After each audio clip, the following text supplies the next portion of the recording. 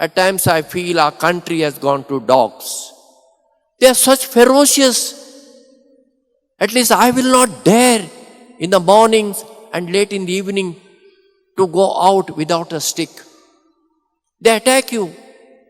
When you go on a vehicle, four-wheelers, I understand, nothing happens when they chase. But two-wheelers, they chase you, these dogs. At Miramar Circle I have seen, they are there, a pack of dogs. They chase certain vehicles.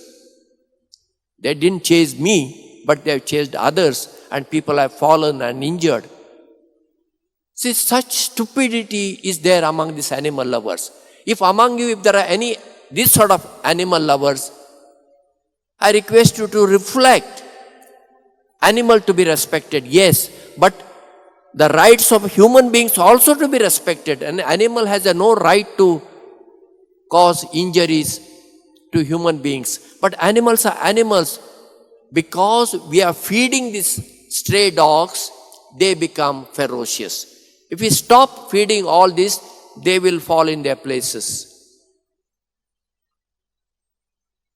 From today's gospel reading, let us learn one message, that first place we have to give God, which I have said, second place to Mother Mary and saints, and then the fourth place we must give to all our brothers and sisters, human beings.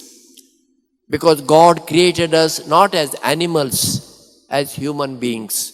So we are higher than animal level. Animals also are God's creation, but we cannot place human beings and animal on the same level.